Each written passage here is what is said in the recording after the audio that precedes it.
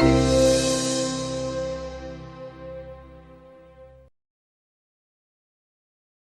name's still Logan, and I still started this series a few years ago, and I write and read and research dating and relationships, and it's my pleasure to bring Eli Finkel here with you today for this special edition of Talks at Google Modern Romance. So Eli, thank you so much for coming. Thank you for having me.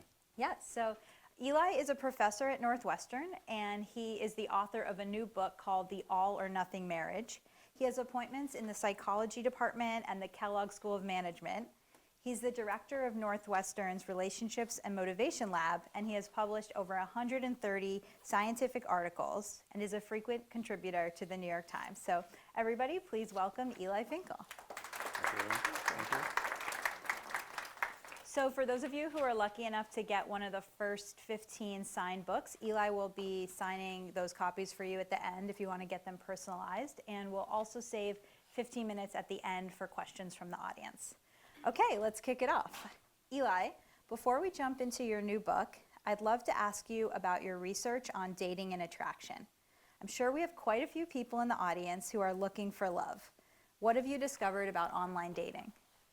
Oh, we've done a lot of work on this. We tried to figure out the extent to which you can actually tell from a profile who's going to be compatible with you.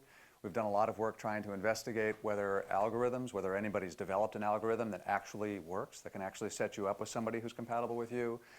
Ultimately, we ended up being skeptical about both of those things, and so we're one of the few that I think are really enthusiastic about things like Tinder. And the reason why is because online dating is never going to be able to do much more for you than get you a broader pool of potential partners and provide the opportunity to get across a cup of coffee or a pint of beer. And that's the way you can assess whether you're actually compatible with someone. So based on your research, how would you design the ideal dating app? I think I would make it so that it just didn't make any claims, any promises. It didn't claim we can find your soulmate for you. I mean, this was something that all the online dating companies were doing when I first started looking at this stuff. We have an algorithm that can find you your soulmate, or come on and spend 20 hours browsing profiles to see who's compatible. And that's why I would be very minimalist about the thing. I would just give some sort of relatively straightforward interface that people can use. And I love the idea that you can add some spontaneity back into the way you date. Tinder and its ilk are a little bit unfortunate in the way that they prioritize physical attractiveness. It's literally like a face that you swipe left or right on. So that's a downside. I'm familiar with Tinder. Yes, you're familiar with Tinder, yes. Most of us are, I think, these days. But something that's generally in that space, that's sort of quick and dirty and easy and that gets you face-to-face fast, that's the optimal online dating app, I think. Anything about photos versus videos, using pictures that make you look better than you do in real life? Oh yeah, you should definitely use pictures that make you better than you do in real life. Highly recommended. So one of the ideas that I've been exploring, but we don't have the data on yet, is the extent to which we can make profile browsing or something like that approximate a real-life interaction, because to the degree that you can do that, to the degree that you can make interacting, make the browsing process, figuring out who's compatible with you, approximate what it's like to be face-to-face with somebody that you actually might want to meet, that might mean you can bypass the obligation to meet face-to-face. Whether there's any site that can actually crack this problem, it's not clear yet, but I kind of like the idea that there might be an algorithm that somebody could potentially invent. I've proposed this idea before, that would... We are at the home of algorithms. We are at the home of algorithms, for better and for worse. So there may be a way that we can leverage the latest social science and the latest technology to develop an algorithm that's not going to find your soulmate for you, but that can increase by 5 or 10% the odds that, when you meet somebody face-to-face, you want to go on a second date with that person. And I think it resides at the intersection of these sorts of non-conscious behavioral dynamics that we tend to have in face-to-face interaction. For example, when we really are attracted to somebody, when we like somebody, we non-consciously mimic them, not in an awkward way, but in a sort of, right, not in that sort of way. And it's possible that we can capture those sorts of features and bring them into a potential matchmaking algorithm, but we're certainly ahead of where the industry is now. Great. So it sounds like, just to summarize, something that's good about Tinder is that you just have access to a lot of people and you can decide quickly, but maybe if there was an element of video where you could get a sense for them, or even, do you know this research from our friend Dan Ariely about, I think it was MIT students went on a date where they both entered this online digital museum and they reacted to pieces of art, and that tended to be a good predictor for if they liked each other? Yeah, I love that work. So the idea here is that the problem with profile browsing and trying to figure out who's compatible with you from a computer screen or an app is you're able to search on various qualities, how tall somebody is, how old somebody is, maybe how much money somebody makes, maybe a body shape. But really what matters are things that you can't search for. They're things that Dan Ariely and his colleagues have called experiential attributes, things like rapport, things like sexual compatibility. Like I want to find the algorithm, I want to find the profile that'll tell me whether I'm going to have unique sexual compatibility or unique rapport with an individual. And so those sorts of approaches I think are intriguing. To my knowledge, no mainstream online dating site has really tried to leverage them. Okay, well maybe we'll spark some interest today. So let's move on to your book, The All or Nothing Marriage. What does the title mean, and why have the stakes for marriage become all or nothing? The All or Nothing Marriage isn't about one marriage in particular. It's about the era of marriage that we're in right now. The idea is that we have arrived at a period in marriage, particularly marriage in America, so 2017, where the best marriages are better than the best marriages of earlier eras, while at the same time the average marriage is getting a little bit worse. And so this is the idea of the all marriage, those particularly strong marriages, stronger than really what we had seen in any other era that I know of. But so we have those strong, particularly strong marriages, and at the same time the average marriage is struggling, so that's the idea of the all or the nothing marriage. Great. And at one point you write that marriage has gone from till death do us part to today's till death do us part, or we become unfulfilled. Are our expectations for marriage too high, and are we bound for failure? I am delighted that you asked me this. So this is a big topic, and there's no shortage of people willing to chime in on the question of whether our expectations for marriage are too high, whether we should in fact lower them. My perspective on this is that you can't answer that question in isolation. Right? The right question is not, are your expectations too high or too low, but are your expectations calibrated for what the marriage realistically can provide? And so I don't have this, I think, skeptical or cynical view that says we're asking too much, because it's primarily because of how much we're asking of our marriage that makes having a pretty spectacular marriage something that's within reach today to a degree that it would have been out of reach in the past. And so these expectations can be great. The problem is, when you have these sorts of expectations, you might end up in a marriage that would have been totally fulfilling for you in 1950 and falls short now, and you end up disappointed. So again, the idea isn't about whether the expectations are high or low. The idea is whether the expectations are appropriately tailored in light of what I'm like, what you're like, the dynamics that the two of us have together. And those of us who have high expectations and the marriage fulfills those expectations, it's pretty great. So speaking of changing expectations, one of my favorite concepts from your book is the concept of the Michelangelo effect. Will you explain what it is and how it affects our changing expectations of marriage? I do love this one. So my doctoral mentor, a woman named Carol Rusbolt, a social psychologist, she developed this idea, this metaphor for thinking about how relationships work. And she borrowed an idea from Michelangelo, the famous Renaissance sculptor. And he talked about sculpting, some of you might know this already, he talked about sculpting not as a process of creating a sculpture, but as a process of revealing a sculpture. And this is obviously profoundly modest, but in a real sense it's true. There was some massive piece of marble, and he chiseled and he scraped and he buffed until there was a David, right? And the idea is all of us have what you might call the actual self, the person we are today, but all of us also have an ideal self. There's a better version of us nested within us, right? There's an aspirational version who's better about being disciplined in goal pursuit, who's kinder to other people, who's more patient. Whatever it is, it's going to vary from one of us to the next. But the idea is that yes, we pursue these goals as if we are sole independent agents, but the extent to which we're able to achieve our life goals, the extent to which we're able to grow from our actual self to our ideal self, is influenced profoundly by the nature of our social relationships. And at least in contemporary America, there is no relationship that affects this anywhere near as much on average as the marriage does. And so one of the ideas I play with in the book is, all right, so we're responsible these days for sculpting each other in a way that helps to bring out the best in each other. And in particular, to help us align our actual self with our ideal self, with our aspirational, authentic sense of self. And this is a big extra ask for the marriage that people didn't used to ask. But like I said, asking for those high-level things can have some benefits too. So what's an example of somebody wanting the Michelangelo effect to happen in their marriage?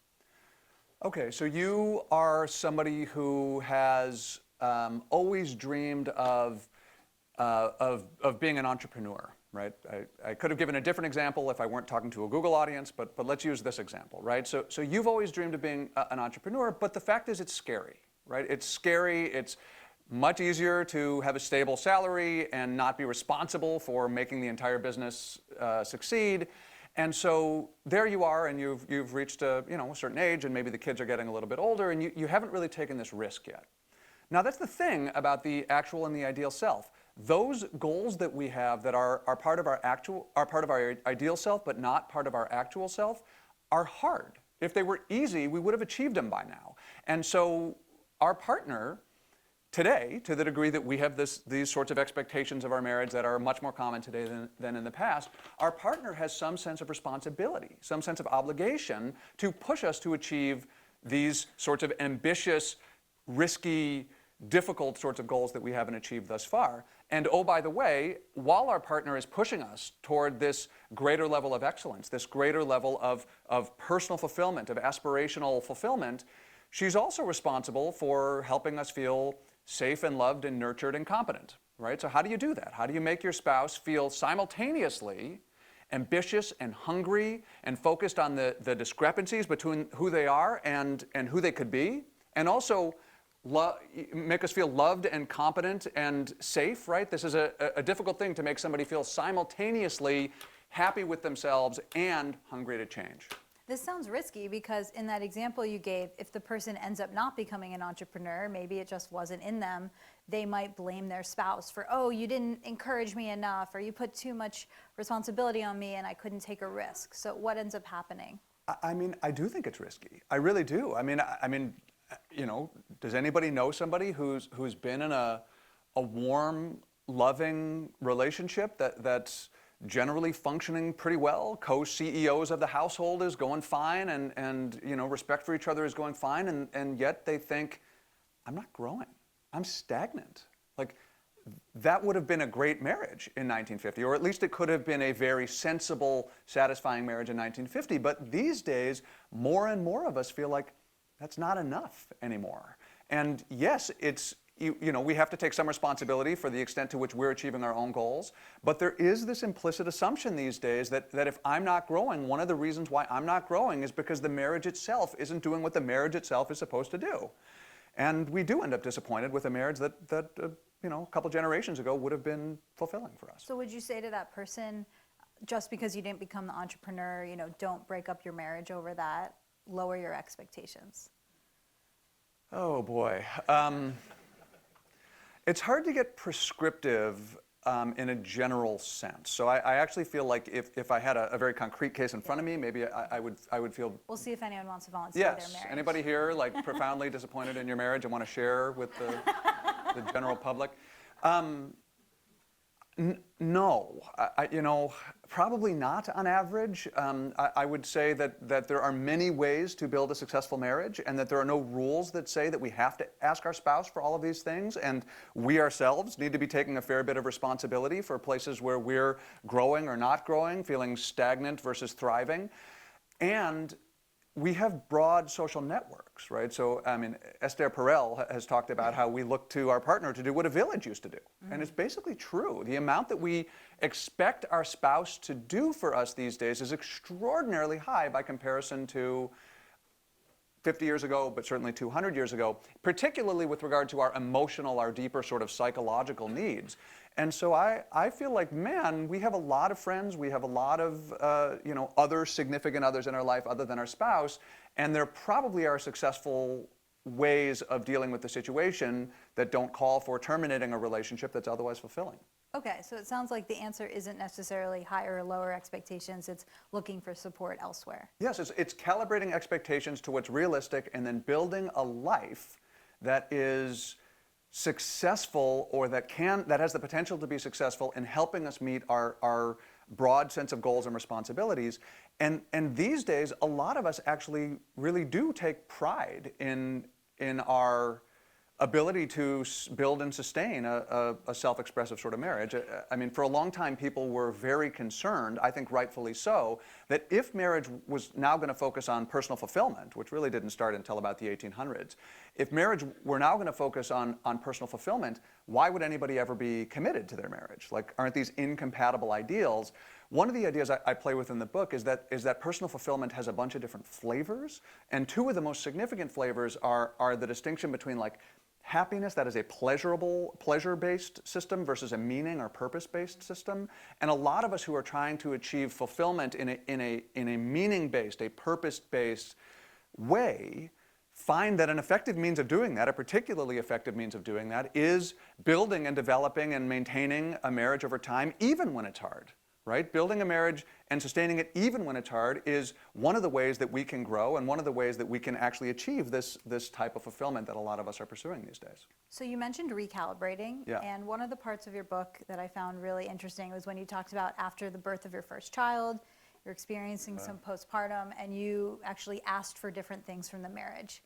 Can you talk a little bit about that experience? Yeah, I mean, I'm happy to talk about my personal experience with this, in large part because I'm sure that we're not the only couple that went through this, and there's some stigma associated with this stuff. So I went into something approximating a postpartum depression. I don't think I technically had a diagnosis, but it was really hard. We have something of an ideology of parenthood, that it's acceptable to say that you got depressed after the kid arrived if you had a hormonal crash. But it's not really considered acceptable to say that if you didn't have a hormonal crash. But if you read the evidence, something like 25% of men will go through at least a period where they have this stuff. It's of course harder for women, even if you were to subtract out the hormones. It's on average harder for women these days. And so the question is, there you are, you exist today. Most of us have this perspective on what marriage should do for us and how marriage should function. And by and large, in those first couple of years of marriage, many of us are able to achieve all of that stuff. These emotional, psychological needs, help with personal growth, loving, sexy type relationship. And then the kid comes. And look, some of us will just get closer and the sex will get hotter and we'll manage to have just as much time together as before, but those of us are the exceptions. The rule is that you will have less time together with your spouse, less sex than you did in the past, more puke than you did before, and in general, it's a pretty difficult time. And the evidence on this stuff is now very clear, that it is a perilous time for a marriage, the arrival of the first kid. None of this is to say that you don't love your kid like crazy, and that when your kid's 4 and 5, you don't miss kissing that fuzzy little head. I do. I miss it all the time. You know, the newborn phase is appealing in all sorts of ways. The problem is, if you haven't calibrated your expectations about the marriage to be realistic in light of what your life is going to be like for some number of months or maybe years, you're going to end up disappointed. And I did. And Allison did. My wife did. We ended up really struggling. I mean, really struggling for maybe a year or two. And then when she proposed that we should have a second kid, I was like, are you joking with me? But when I say she proposed, I mean, she just informed, really. It was more just like, we're going to have a second one. And I said, oh, okay, that sounds fine. But what we did effectively, and I don't remember us being that strategic about it, but I think it was the most important thing we've ever done in our marriage, is we recalibrated our expectations to say, it's going to be a rough stretch. And let's stop expecting to have as much time together, as much intimate experience together, really expecting to enjoy each other as much as usual, at least for a little while, at least till we're sleeping through the night, for example. And the second time around was really a lot easier for us. And I think we were able to use something, in the book I talk about some things called love hacks. I don't know if we'll talk about that here, but there's some quick and dirty things you can do in your marriage, even when you don't have time to do these full-on investments that relationships experts are always telling you have to do, how you're using your date nights and so forth. Are there quick and dirty things we can do? Allison and I did some of those, and I think it really got us to the point where we had time together again, and we could really work on having a particularly strong marriage again some years later. Great. Yeah, we'll come back to love hacks, Sure. but I'm glad we've gone down this tangent about expectations, because a few weeks ago we had Mandy Len Catron here. She was here about her book, How to Fall in Love with Anyone, and the whole book is about the danger of love stories. And in your book, you talk about how people who have really high expectations of relationships, in some ways it's good, they can bring out the best in their partner, but when they hit trouble, they're actually not well suited to handle those struggles. Perhaps you could talk a little bit about that. Yeah, I mean, this is, in some sense, the thesis of the thesis of my book is basically that the changing nature of our expectations has put these great marriages within reach, but it makes it more difficult to achieve them. And so, with regard to this idea that we have these scripts, these stories, these expectations about how the relationship is supposed to go, we now have set up a very specific benchmark, and it's pretty clear when we're falling short of that benchmark, right? And actually, some of my favorite research, some of my favorite recent research in social psychology is by a researcher named Lisa Neff, who's at UT Austin, and she's shown that with regard to the question, is it good or bad to have high or low expectations in your marriage, she has an interesting perspective on this, which is it's good to have high global expectations, like my husband is a good guy, but it's dangerous to have high specific expectations, like my husband and I will have sex at least once a week. And the idea is that you can't really falsify the good guy story very easily. There's always some way you can interpret things as an exception or whatever. But the very concrete expectations, like I'm looking concretely to have these sorts of things in the marriage, and that's what the definition of a good marriage is. When we fall short of those specific, concrete sorts of expectations, that's the case where having those high expectations is particularly costly. Great. So we've talked a lot about marriage, but there's many happy couples that live together and are not married. So you, the relationship expert, describe yourself as pro-marriage. What is so special about marriage? Well, marriage, so let me say two things about this. I am not of the view that everybody must marry. I mean, I am pro-marriage in the sense that there are various ways that we can live our lives, and getting married to somebody we're compatible with and then building a long-term relationship with that person looks like it is a very good one. That is, if you look at the evidence in terms of relationship well-being, but also personal well-being, this is a life choice that tends to be beneficial. Now, of course, there's no guarantee that getting married will get you into one of these good relationships. So many people are obviously happier being single, and I mean, that's a good lifestyle choice too. The book is, the All or Nothing Marriage book is a blend of an investigation of marriage as an institution, right? I was really interested in how our expectations of marriage per se, not of relationships, but of marriage per se, have changed, and the way that has changed how we relate in marriage and whether we're happy in the marriage versus not. I think it's great that we now have a more flexible institution of marriage. It used to be a very exclusive, rigid, strict way of thinking about marriage. These days, especially with the Supreme Court decision in 2015, for example, that gay marriage is now legal. So I think there's no reason why somebody who doesn't want to get married should get married, but I will say that those of us who marry and tend to be and are happy in that marriage, the research is clear that those people tend to have very fulfilling lives in general, and also it seems to be, among other options, a good option for raising a family. So speaking of the research on who tends to get married, someone without a high school degree is much less likely to have a successful marriage than someone who graduated from college. So is marriage becoming an institution for the wealthy and well-educated? Well, to some degree it has, but I don't think that's good news. So evidence that I review in the book shows that marriage rates are significantly down among people without a high school education in America. Among those who do marry, divorce rates are quite high. In contrast, among people with at least a college degree, divorce rates have been plummeting since 1980. They're down significantly. Like the institution is doing pretty well among people with a college degree. So it is, in a sense, an institution that's working for people with more education and more income, for example, rather than for people with less education and less income. But there's no evidence that people who have less education and less income have really disengaged from a desire to marry, right? That was a reasonable hypothesis when you looked at the data. It's like, oh, well, maybe people who don't have a high school degree think marriage is silly or passé. If anything, that was supposed to be the educated among us who were supposed to do that, but of course we became quite traditional, actually, in our personal lifestyles.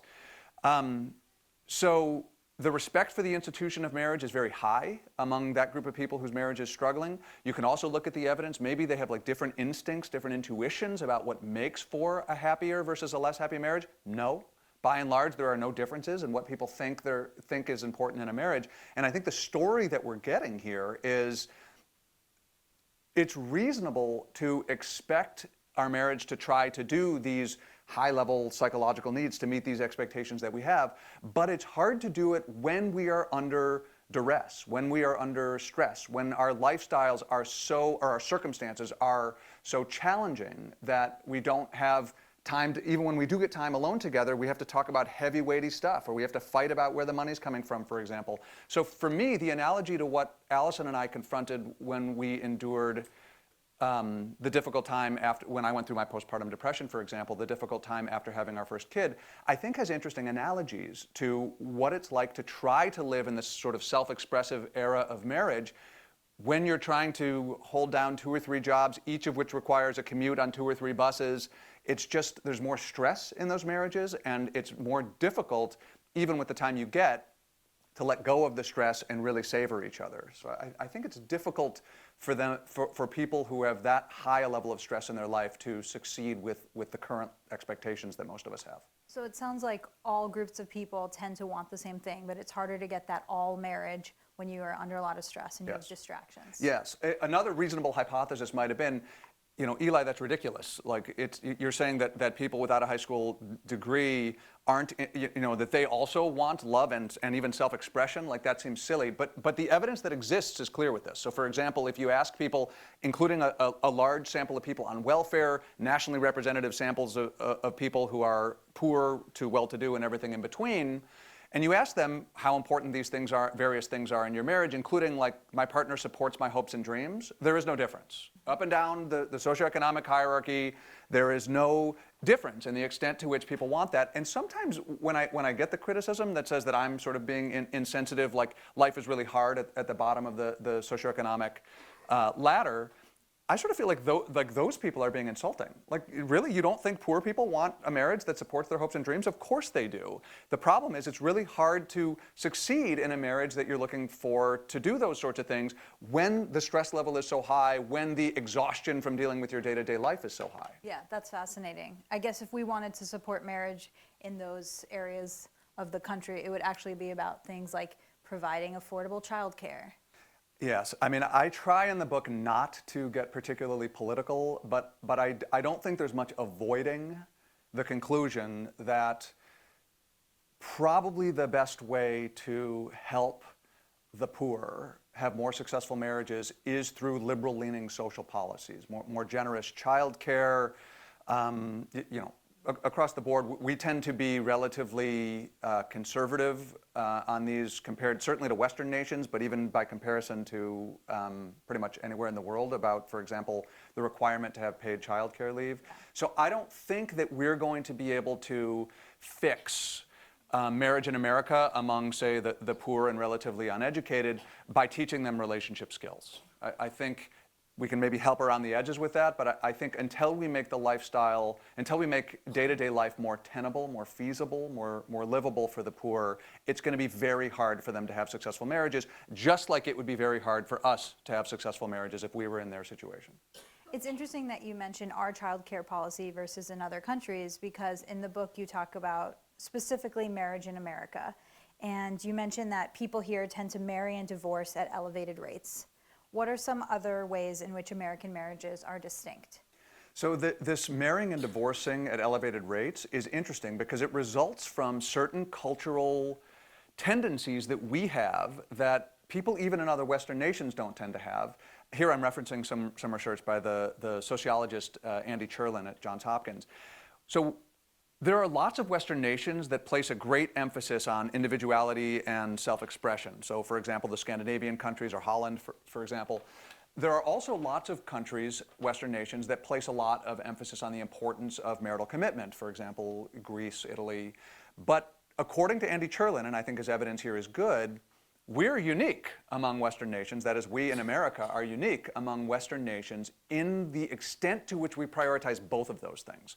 And his 2009 book is called The Marriage Go-Round. And the reason why it's called that is because we have this huge respect for the institution of marriage, so we get married, but then we have this really strong emphasis that I shouldn't have to make sacrifices, that my self-expression and personal growth is crucial, and I shouldn't have to make sacrifices in the relationship, so we divorce. But then we have this great respect for the institution of marriage, so we remarry, right? And this process continues.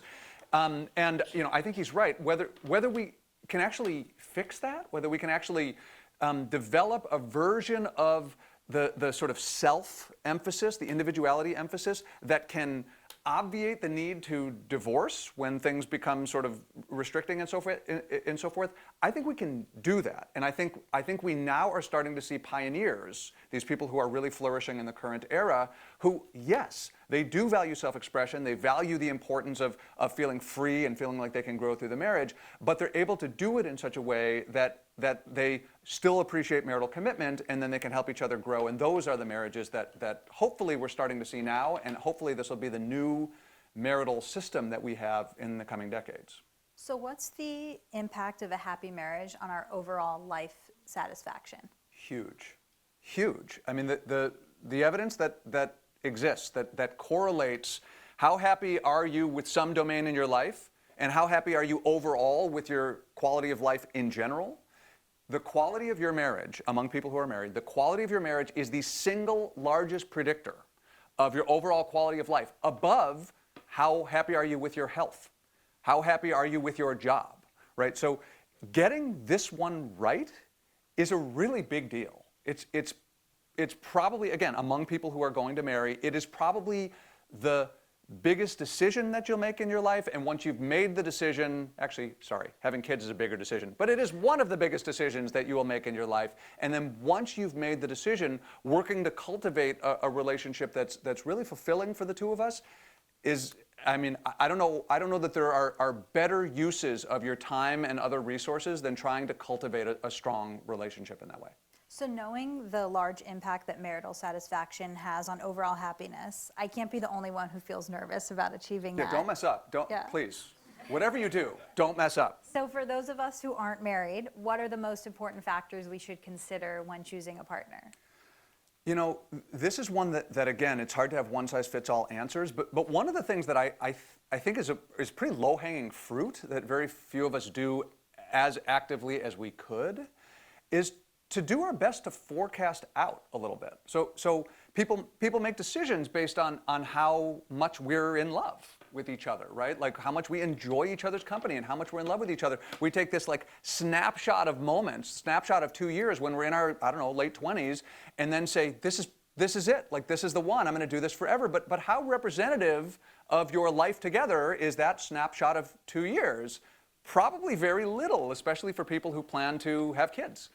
And so as much as possible, we can make an effort to forecast out a little bit, to say, well, where do I want to be in 10 years? Where do you want to be in 10 years? And really try to listen to those things and try to be honest with yourself and with each other about those things, because it can happen that the version of you that you love the most, the version of you that you're trying to achieve, this ideal self that David nested within you, that you're trying to achieve isn't the version of you that your partner really loves most about you, right? We have multiple complex selves, and getting some sense of where I hope to be, where you hope to be is a big deal. And then at a more pragmatic level, how do we think we want to navigate things like careers when the children come, right? It turns out that except for the extremely wealthy, it's pretty hard for both people to keep going gonzo on the career front when the kid comes. So who's going to make those sacrifices, and how are you going to navigate those things?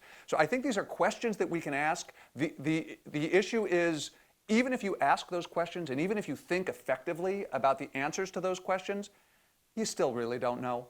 It's helpful to do rather than not do, because your ability to forecast into the future is not zero.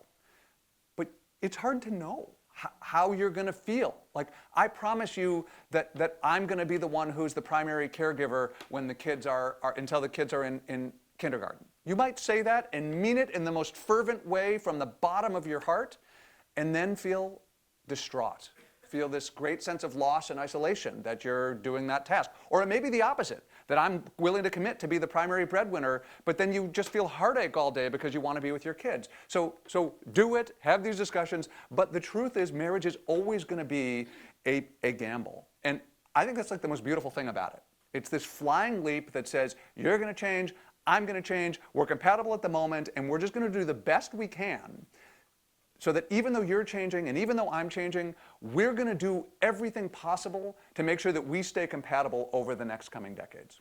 I love that framing. Instead of seeing it as terrifying, it's a beautiful flying leap. It really is beautiful. I mean, think of the things that we do that are beautiful in your entire life. You're not going to do many things more beautiful than saying, I love you and I want to make a life with you. And let me just say, to harken back to your previous point, this doesn't have to be an official marriage, right? And there's many other things that we do that are beautiful, but one of the things that we do that is very beautiful is to say, obviously we can't predict the future, and yet here I am. I guess the all or nothing long-term relationship didn't have the same ring to it. No, the all or nothing long-term relationship did not have quite as panache. Yeah, but I love this advice because I recently interviewed a divorce lawyer, and I was asking him, what are the reasons that people get divorced that I wouldn't necessarily know about? And he said, people tend to focus on the wedding, this big day. And he said, the wedding is just one day in your marriage. And he said, you wouldn't believe how many couples come to me, and they haven't talked about where they want to live. They haven't talked about who's going to work or not, if they want to have kids. So it's kind of exactly what you're saying. I mean, blame Walt Disney for this. I mean, whoever invented the phrase or the end of sentence, and they all lived happily ever after, was like really kind of a jerk. Because we're led to believe from mainstream cinema and other sorts of stories that really it's about the process of like working through complexities and finally finding each other, and then that's it. And then you all live happily ever after. From the perspective of a relationships researcher, that is like certifiable, right? The idea that like on your wedding day, like, or you finally have the fancy kiss in the rain, and it's like, like you just got through the easy part, right? Don't tell me that that's the hard part and now everything's going to be fine. And I think that's the same idea that the divorce lawyer that you're mentioning talks about is, it is going to be hard. I don't want to be, overly cynical about this stuff, but there's no way that you're going to have 50 years of unadulterated bliss with your spouse. And some sort of sober open-mindedness about the ways that we can navigate those sorts of conflicts. For example, one of the ideas that I think is fun is we can change how we think about conflict in the marriage, right? We can think about conflict as something that reveals incompatibility, or we can think about conflict as an opportunity to grow and develop and learn. And these are the sorts of things that if you have this heavily romanticized view, you're probably going to get that one wrong. And maybe wrong in a profound way. Now's a perfect time to transition into talking about love hacks, or the techniques that couples can use to improve their relationships. Why don't you tell us about a few of your favorites that you mentioned in the book? I will do that. So the context for this is, we talked a little bit about how the rising expectations means that particularly great marital fulfillment is within reach, but the average marriage is getting a little worse. To some degree, this is all a big gussied up supply and demand perspective. It says, well, what should you ask of your marriage? What should you demand of your marriage? Well, it depends on how much the marriage is able to supply. How compatible are you? How much time are you spending together? How are you using that time together? How good are you at communicating, right? And you need to make sure that you're not asking more than the marriage can provide, or you will end up disappointed. And so we can talk about 3 general strategies for making the marriage better. One is going all in strategies that relationships people will always tell you about. I'd be happy to talk to you about that. We talked a little bit about lowering expectations. But what if you're in this period where you say, I'm not ready to give up on the all marriage. I'm not ready to give up on those expectations, these really high-level psychological and emotional expectations I have for the marriage.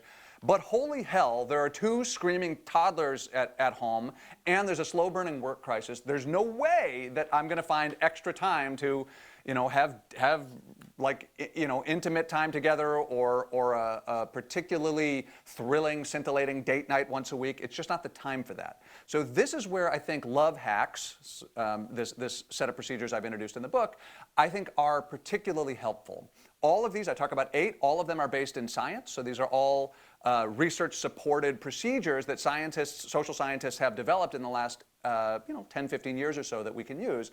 So one of my favorites, I'm biased, we developed this one in our lab, but it involves how we think about conflict.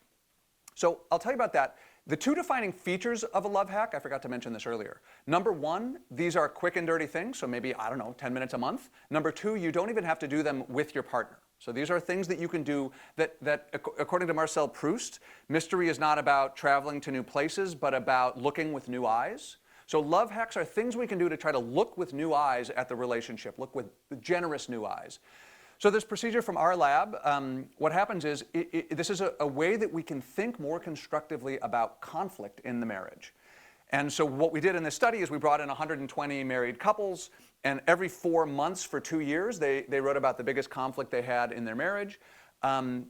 In the second year, we randomly assigned half of those people, yes, also to write about the conflict, but to do 7 additional minutes of writing, trying to think about the conflict from the perspective of a neutral third party who wants the best for all involved. So again, you've got the control condition, then you've got this extra condition where for 7 minutes you're trying to think about the conflict not from your own perspective, but from the perspective of a neutral third party who wants the best for all involved. And we find that doing that procedure does indeed increase marital satisfaction, even marital passion, which surprised us. And there are a number of other techniques I talk about in the book, particularly the extent to which we have some control over how we explain our partner's behavior. Like, we think we're affected directly by our partner's behavior, but by and large that's false. We're affected by our perceptions of our partner's behavior. And so we have a good deal of control, if we want to exert it, about how we feel about it when our partner doesn't call us back, how we feel about it when our partner gives us a surprise gift. And the book talks a lot about how we can leverage these insights about the way we think about the marriage to strengthen the marriage. So to summarize, there's the going all in strategies, which are what probably many of us have heard about, like spend more time together, have more sex, go on date nights. There's the love hacks, which are quick and dirty. And then I think this was the first book that I really read that talked about these recalibrations. And one of them was that couples, and you mentioned this is very high risk, might want to consider opening up their marriages. So can you tell us a bit about what the research says about how consensual non-monogamous relationships work? Sure. Millennials, stay tuned in. Gen Xers, it's a little dicey here. And other generations, please tune out. Look, I spend a whole chapter in the book that talks about a variety of ways that we can ask less of the marriage, right? There's a whole chapter on this. There's chapters on love hacks. There's a chapter on how we can go all in, the best way to use our date night time. Like, just saying go on date nights is not sufficient, but research now tells us, like, what are good ways to use that time together? And I have a chapter saying, look, there are probably ways that your marriage is reliably falling short of expectations, and it's making you frustrated, and it's making you angry, and it's making you disappointed. Can you identify what those areas are? And if you can't fix them through going all in, there's no reason why you have to ask that stuff of the marriage. There might be ways that you can reduce the amount of disappointment that you feel by asking less of the marriage. And again, there's a number of procedures I talk about, but yes, one of the ones that I talk about is consensual non-monogamy. Now again, this is not cheating. This is consensual non-monogamy. There's a bunch of variations on these ideas. I think there's a lot of people who can enjoy consensual non-monogamy for a lot of reasons. But one of the reasons why somebody who might not be positively disposed toward the idea at first might want to consider it is when you think of how many relationships are fulfilling in most ways. Again, we're good CEOs together. We even love each other. We recognize that that the other person is a good parent. But we haven't had sex in like 18 months, right? Or one of us always wants to and the other one never does. And so one person feels guilty and one person feels rejected. Like, this is not rare, right? These are not rare situations. So I'm not saying that the only sensible solution for those people is to explore the possibility of opening up the marriage, making it non-monogamous in some consensual way. But one of the things that probably should be on the table is at least a conversation about that. And I don't think it's serving us well as a society that all of us are terrified to broach that subject with our spouse. So yes, there are many ways of trying to fix that problem, going all in, love hacking, but one of them can be considering non-monogamy. It is high risk.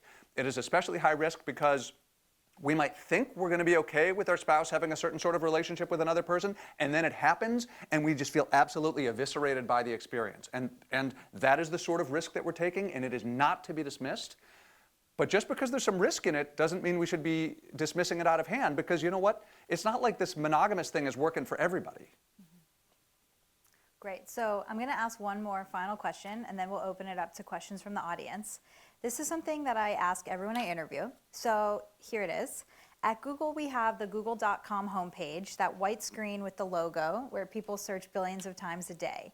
If you could put a line of text under the logo, what would you say? And since this is a modern romance talk, I'll ask, what's the one line you would add to immediately help people in their sex and relationships? That was two things, I think. Okay, so Ellen Burchide is, she basically founded a field that has now become called, maybe tacky, we call it relationship science. It's developing hypotheses and using data to test ideas about what works and what doesn't work in relationships. She has a line that I really love, and it's something like, relationships with other humans are the foundation and the theme of the human condition. And so I would put that on underneath the Google bar, and then I would say, how are you spending your day? Ooh. What was the second question? No, you got it. Oh, I got it both. You nailed it. Okay. That's perfect. Great. Whoever here works on the doodle, get on that. Yeah, I'm sure everyone will love that. Great. So we have Scott and Julia who are going to stand up and pass around the mic. If you don't mind just standing up and saying your name, that would be great. So raise your hand if you have a question. Great. Just throw it.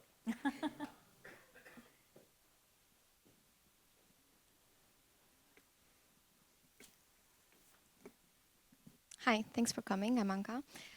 In the controlled experiment that you mentioned for developing your love hack, you said that you asked people to think about how a third-party objective person would interpret the situation. Why didn't you ask them to think how their partner would interpret the situation? Oh boy, that might have worked too, right? We based it on research in social psychology in my home discipline on the importance of self-distancing, on getting like away from the heat of the here and now. And so the instinct we had was, what's an effective means of getting people to step outside themselves? We know that your default perspective is the one that comes through your eyes.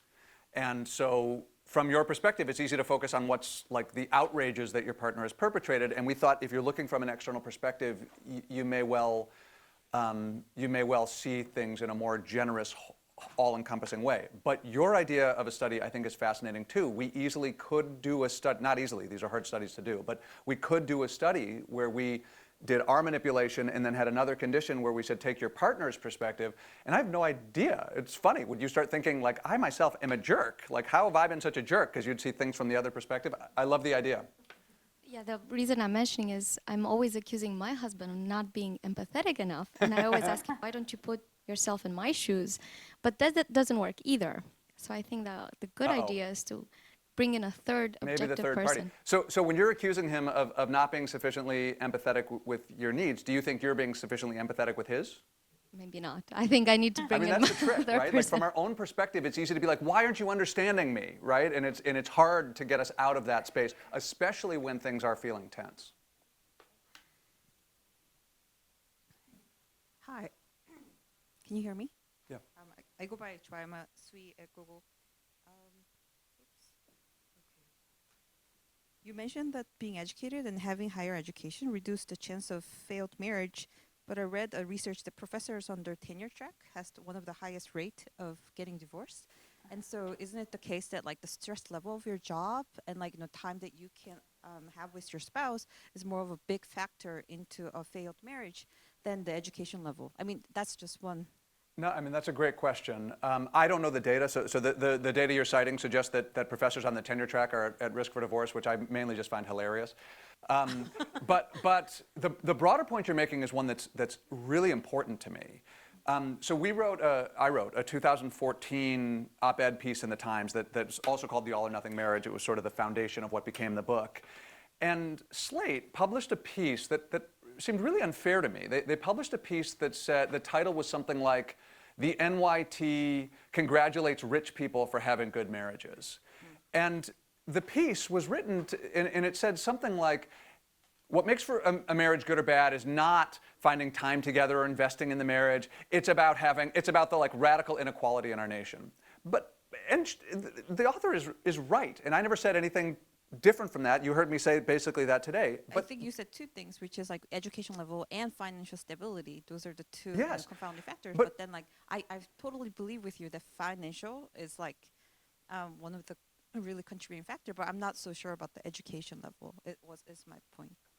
Well, I think we agree. I mean, so what I think anybody who wants to make that argument, so if somebody wants to take, I don't think you do, but anybody who wants to take me to the mat and say, well, it's all socioeconomic status, it's all social class, because I'm certainly acknowledging how important social class is, needs to tell me, needs a compelling explanation for why millions of rich people have bad marriages and millions of poor people have good marriages. So I share what I understand to be your instinct, is that education is not destiny, and that one of the major reasons why it's so difficult to achieve a successful marriage today in the current socioeconomic climate for people who are poor is that there's an immense amount of stress on them. And yes, you can get an immense amount of stress on you even if you're well educated. You're an investment banker working 100 hours a week trying to close a deal, right? So these sorts of things are other sources of big stress. And do I think that even among educated people, those sources of stress are likely to put our marriages at risk? Yeah, for sure I do. I understand. Hi, my name is Ibrahim. I'm a new grad engineer. I recently graduated from school. So my question is more about online dating, and specifically these like casual dating apps that people use to meet up. In the next few years, we're gonna have people like married people who basically met on these apps, right? We have them already. Yeah. Yeah, there's a lot there's of gonna them. be more. So Yeah. my question is about like how do you think that's gonna affect the institution of marriage? Not much is my guess. So the question's about how marriage is changing because people met differently. So online dating, which is a term I'm not sure people even use anymore, but it was always a misnomer because it's not like people date online. They met online and now they're meeting through Tinder or Bumble or whatever. And eventually they get face to face and they face the same sorts of issues that people who meet through church or through the baseball game face, right? Do we have rapport? Is there sexual compatibility? The sort of stuff we were talking about earlier. One of the interesting questions is, what are the consequences of having this massive singles bar in your pocket or in your purse, right? What are the consequences of knowing that there is a functionally infinite range of possible people out there that you could go on a date with as soon as tonight? And here I think I'm one of the most optimistic people, is that, and the reason why I'm less concerned that having a singles bar in your pocket is going to break up your marriage or any long-term relationship is because people who are happy in their relationship aren't looking, right? So it doesn't matter that there's a huge singles bar. What I think the consequences of having a big singles bar in your pocket or in your purse are potentially serious among people who are becoming dissatisfied anyway, or at least starting to feel like, I wonder what else is out there. It lowers the friction between the thought that says, I wonder what's out there, and now I'm actually pursuing something. Because going out to a singles bar and like starting to like flirt with someone, buying someone a drink or batting eyelashes or whatever people do in singles bars, right? Though that is a pretty high bar for saying my marriage is really on the rocks. Downloading Tinder and like swiping a couple times is a lower bar. So I actually think that is probably the major consequence that will happen for the prevalence of these things for existing relationships. I think the major consequence is for those people who are considering alternatives already, they're more likely to take the first step down that road. We have time for one more question. Thank you. Oh, okay, that really resonated with me, and great discussion. Something else that really resonated is you talking about this idea that a lot of us want to be entrepreneurs, but it's scary, and often you kind of hope your partner might support that. So I have a friend, and I don't mean like me, but an actual friend, Sure. who wanted to go and do her PhD, and her partner was saying, no, that's sort of financially irresponsible at your age. How might people kind of resolve something like that? How is she, like 4? 37. I don't think there are one size. Thank you. I'm grateful to you for that belated laughter. Here again, I mean, look, what he's saying isn't crazy. What he's saying would have been totally reasonable in 1950, right? These are, well, actually, let's ignore the gender implications, right? Because most women didn't get PhDs in 1950, right? Or most PhDs weren't awarded to women in 1950s or achieved by women in 1950s. But this idea that you're supposed to do what you're obligated to do the responsible thing and to set aside your hopes and aspirations is kind of an older idea, isn't it? I mean, we could take a poll of the people in the room or the people watching online. My guess is that most of us feel like he's being something of a barbarian. That it's like not really reasonable to ask her to forego something that really is self-expressive for her, that really is essential to achieving the best version of herself, her ideal version of herself. And it's cruel, many of us think, to make her have a life that doesn't allow, where she's going to have regrets that she didn't achieve these things. Is that right or wrong? I don't know what to say other than I'm glad we live in this era, and I'm glad that we have the defaults toward ambition and generosity and self-expression and personal growth that we have, and each individual couple is going to have to figure out the circumstances under which they have to make those sorts of sacrifices, and that's the best I can do with regard to your particular situation. Thank you. Yeah. So I'm also grateful that we live in this era where we can have conversations like this at work, and I really want to thank all of you so much for coming. For those of you who have a signed a copy of the book, Eli's happy to personalize it. Eli and I also collaborated on a video, which we put on Facebook today. So if you want to check it out, it's at facebook.com/Logan Ury, which is URY. And it's a 3-minute version of the history of marriage. So you should check that out. You should also buy Eli's great book, The All or Nothing Marriage. And stay tuned for the next Talks at Google Modern Romance Talk. So thank you so much. Thank you. Thank you. Thank you.